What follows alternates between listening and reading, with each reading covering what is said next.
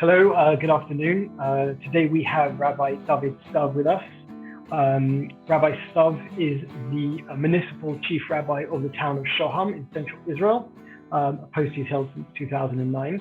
And Rabbi Stav is also the chairman of the Tzohar organization. That's a religious Zionist rabbinical association of some 800 Orthodox rabbis who are part of the Tzohar network. Tzohar helps Israelis navigate the country's religious bureaucracy. It has married 110,000 Israeli couples and helps 80,000 immigrants prove their Jewish roots so they can get married as Jews in Israel. And the organization is also interested in the topic of Jewish conversion in Israel. And that's our topic for this afternoon. So let me just set the stage slightly. In the 1990s, after the fall of the communist regime in what was the Soviet Union, over 1 million immigrants came to Israel from that region. And about 3/4 of them were Jewish, according to Jewish law, halakha, meaning they had a Jewish mother. But 1/4 were descendants of Jews, but not Jewish according to Jewish law. They had a father or a grandfather or a grandmother who was Jewish, but not a mother. So today, there are about 400,000 people in Israel, Israeli citizens, integrated into Israeli society, who have Jewish roots or are descendants of Jews, but according to Jewish law, are not actually Jewish. Now, soon there is going to be legislation proposed in the Knesset, which will allow municipal chief rabbis, such as Rabbi Stav, to set up their own conversion courts. Why? Because some rabbis, we'll hear from Rabbi Stav,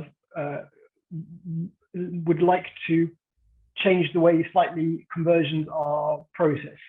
And make the process perhaps slightly different, more accessible, and so on, which is what we're going to hear from Rabbi Stav.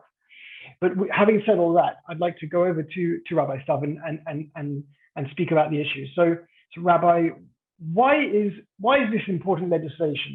Or put another way, why should Jerusalem Post viewers watching this Zoomcast right now care about this legislation? I think the challenge of conversion in Israel is crucial for the Israeli society, because in Israel we have today, every year, almost 5,000 minors that are born and halachically are not Jewish. These 5,000 already sum up to almost 100,000 youngsters between the ages of 0 to 18, 20 years old, more than 100,000 boys and girls. And these are an integral part of the Israeli society. They go to the army, they go to university, they work with us, and eventually they feel and they are an integral part of the Israeli society. If we don't want to establish in Israel two nations, one will be an Israeli nation and one will be a halachically Jewish nation, which will be a precise recipe for destruction for the Israeli society, because each one will maintain that the other one is not Jewish enough. We have to solve the problem of conversion once and forever. So the fact that today there are less than 2,000 conversions a year tells the entire story. The needs are growing, the numbers are declining, and that could lead to a catastrophe in the Israeli society. When you say catastrophe, and just explain a bit. Are you saying that? What are you saying exactly in terms of these two groups? What would be the For most secular Israelis, for most, not for all of them, but for most Israeli secular Israelis, they couldn't care less whether the father is Jewish, the mother is Jewish. Once this boy and girl go to the army, go to the university, go to them to the same school, celebrates the same holidays, they don't really care whether halachically they are Jewish or not. But for observant Jews and for traditional Jews, the fact that many people did not go through the process of conversion, it means that they are not halachically Jewish, they are not Jewish. So on one hand, we'll find tens of thousands of Israelis that are marrying non-halachic people, non-halachic Jewish people, and the rabbinate, and I can understand them, will not recognize the validity of their marriage, the validity of their Jewishness. And on the other hand, there will be a group that say, well, this group is not Jewish anymore. We might find ourselves in Israel in a decade or 2 decades 20 or 30% of the people that are not halakhically Jewish. Now, when you say that there is assimilation in the United States, it's one thing, because each denomination defines for itself what is Judaism for him, and he could get along with that. But when we talk about the Israeli society, the meaning of dividing the Israeli society to two huge nations means that it will bring a real danger to the IDF. It will bring a real danger for the state of Israel, because many of the Jews in Israel want to fight for a Jewish state, but they're not willing to fight for a non-Jewish state, or for so-called an Israeli state and not a Jewish state. And we all remember, we have a wonderful memory, that the beginning of the destruction of the kingdom of David and Solomon was when the kingdoms were divided to the kingdom of Judea and the kingdom of Israel. We don't want to repeat that. We don't want to establish two states, the state, metaphorically speaking, the state of Tel Aviv and the state of Jerusalem, the state that will be an Israeli state but not halachically Jewish, and the state that will be halachically Jewish and will not recognize the Jewishness of the other state. This is what I called a catastrophe. We cannot allow ourselves to arrive to such a situation. So, okay, I see what you're saying, and so you're talking about intermarriage, and you're talking about the division of society into that which is Jewish halachically according to Jewish law, and you said up, maybe 20 or 30% who are not Jewish according to Jewish law, and therefore you're saying you'll have a societal split between those two groups, and they won't be able to interact they'll become two separate parts, and you're saying that will have consequences for Israeli society as a whole. That's correct. And we see that already, that those who feel that they're not accepted in the Israeli society, in the Jewish society, there are consequences to that. First of all, they cannot get married in Israel. The feelings towards Israel might change. I could tell you that I heard once from the former head of the Mossad, Ephraim Halevi, that he was telling me that a few Arab leaders said to him that that's their hope, that one day will come and the non-Jewish society in Israel will embrace the non-Jewish, the non-Jewish religiously, the Arabic tribe in Israel, and they will combine forces, and they will be the majority. We cannot allow ourselves to arrive to such a situation. We have to understand that converting the Russian immigrants on a halachic basis, it's crucial for us. Now, today, and I want to move forward with this interview, today, the conversion in Israel is done in a way that the gatekeepers are those who really don't understand what's going on among the Russian society. They don't understand the complexity of being Jewish and being Israeli today in Israeli society. They suspect everybody and to do things for not the real reasons. And they don't use the tools that the halacha gives them in order to make the process and the procedure of conversion more friendly than they do it. And I think that's why a competition should be brought to this area in Jewish life as well. And one of the ways to do that is by enabling local rabbis all over the country to carry out conversions. Okay, so that's what the legislation is intended to do. Allow someone like yourself to establish a conversion court. Some people have said, though, that, and I imagine this will be a lot of criticism coming from parts of the rabbinate, that if you decentralize in that manner, you're going to create a problem of legitimacy in that some rabbis are going to say, yes, these conversions are okay. And other rabbis are going to say, well, actually, I don't think that the way those conversions are done is acceptable. And you'll have a situation where even in Orthodoxy, there'll be a split within the Jewish people in Orthodoxy in Israel. So, if the chief rabbis say, well, we won't marry these people who are converted by municipal chief rabbis, then aren't we creating more of a problem than actually solving the existing problem?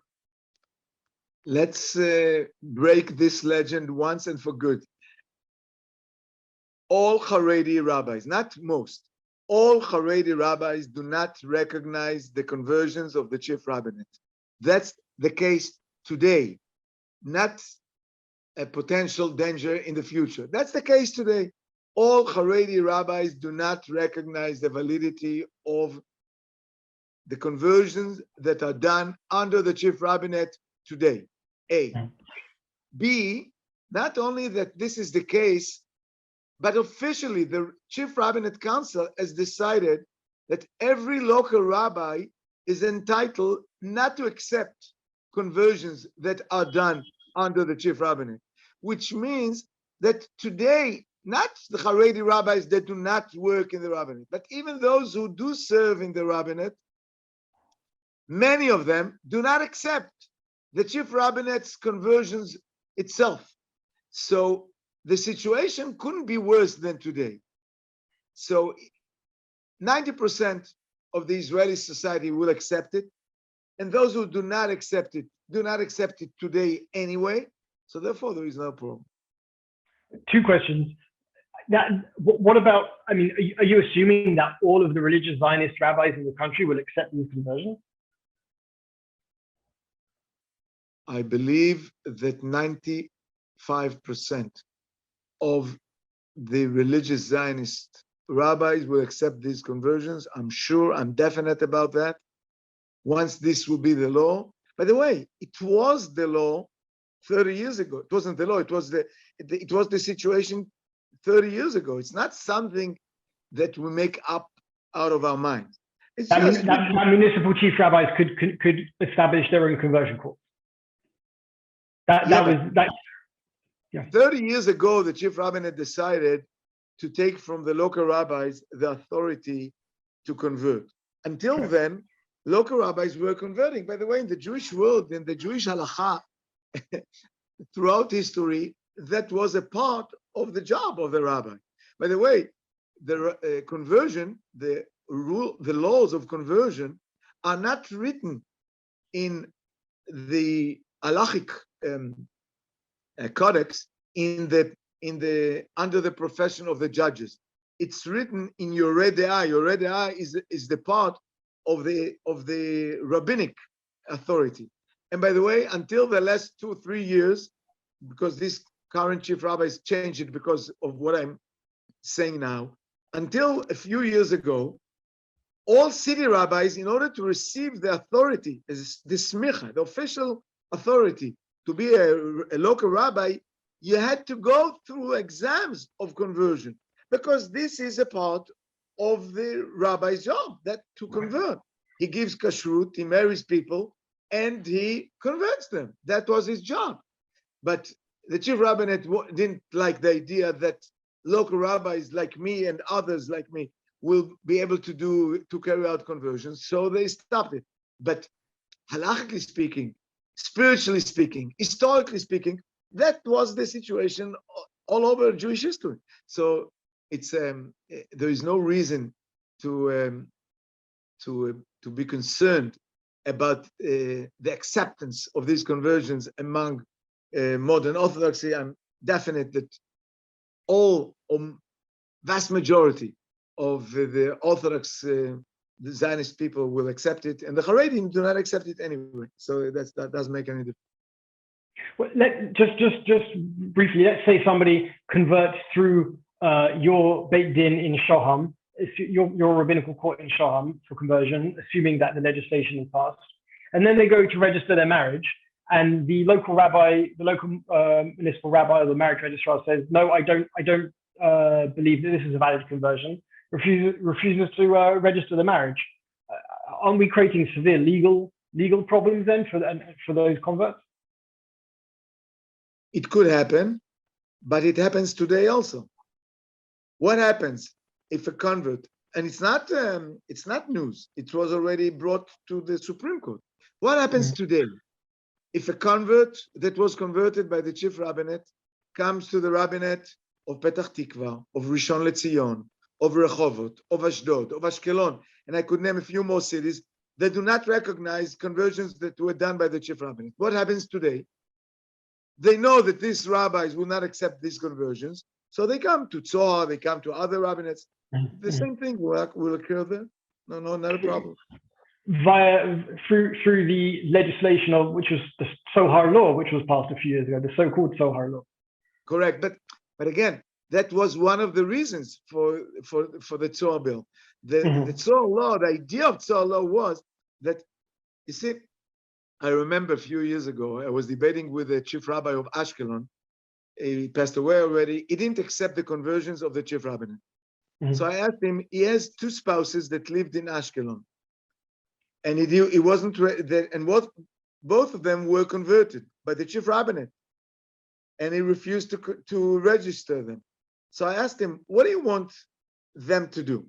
The chief rabbi signed the approval that they are Gerei Tzedek, real, justified converts.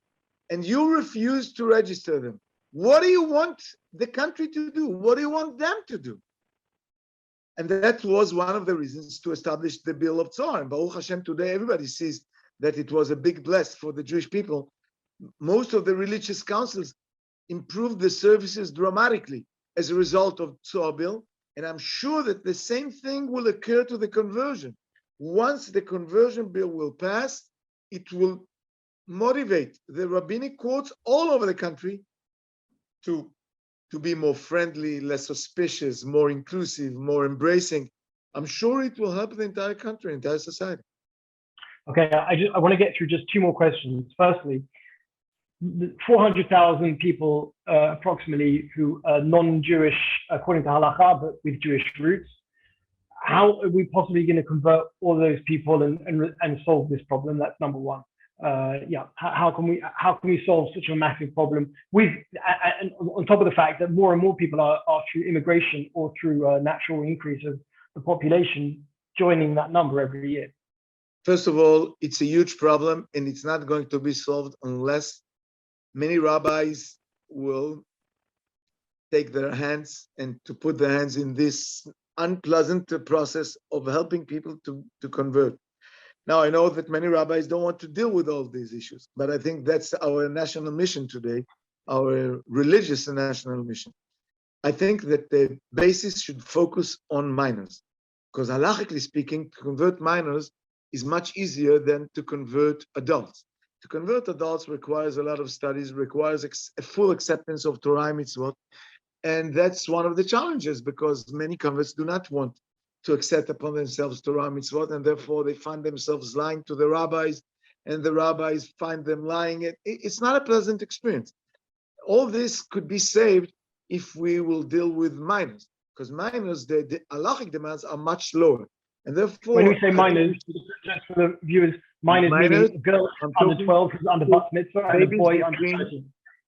Kids between the ages of 0 and 12 for girls, 0 and 13 for boys.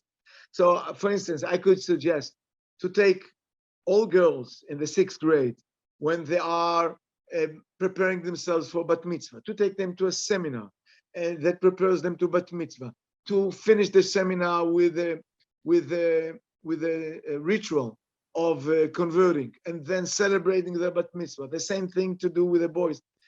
We can make things in such a friendly and nice way that will embrace these people and will attract them to Judaism. By the way, we have to realize many of the immigrants do not want to convert because they heard from their friends about their experiences they experienced in different places. We have a lot of work to do in order to convince them to come. But you're saying if you just try and convert the minors, that will make the task easier. Much easier. Right. Okay. Do you see an impact here for especially Jerusalem Post readers and viewers for diaspora Jews? What's the importance of this legislation for the Jewish diaspora? I think it has a lot of impact to the Jewish diaspora. First of all, many Jews that read Jerusalem Post ask themselves, to which country? Hopefully they want to come, to make Aliyah, or to be connected, to be supported. Do they want to identify themselves with a country that is more open, that is more inclusive? And I think the answer is yes. But I think much more than that. There are many families that debate between themselves whether to make Aliyah or not to make Aliyah. And I think that one of the issues that concerns them and disturbs them is the concern about the procedure of conversion that they or the kids might have to go through. And I think the fact that the state of Israel will enable local rabbis to carry out conversion is a very important news for American Jewry, that many of them think one way or another of making Aliyah, and this could be very helpful and very good news for them. Just finally, in terms of what you're talking about, inclusivity and so on, what about people who say, okay, so make decentralized conversion, but do it all the way, allow the non-Orthodox denominations to also have their conversions legitimated in Israel? How would you see that argument? Well, it's a new topic. Trust me, we can spend about this topic another 20 minutes. Let's dedicate for that another session, if you don't mind. I'll take that as a no comment. No, you take this. No, I want to respond, but it requires much more of explaining what's the situation, what's the approach to conservative in reform in America, what's the approach in Israel, how should we be inclusive to all Jews, doesn't matter which denomination they belong to, what should be done in order to make life easier for them on one hand, and on the other, not to break the common umbrella that we are sitting under in Israel. It's not for 1 minute. Okay, so thank you very much, Rabbi Stav. This legislation is going to go forward, I'm told, after the budget is approved, if the budget is approved in November. And I'm sure I'll probably be in touch with you as this issue goes forward, and see where it comes out. Thank you so much. We'll be in touch. Shalom, Thank shalom. you very much. Shalom.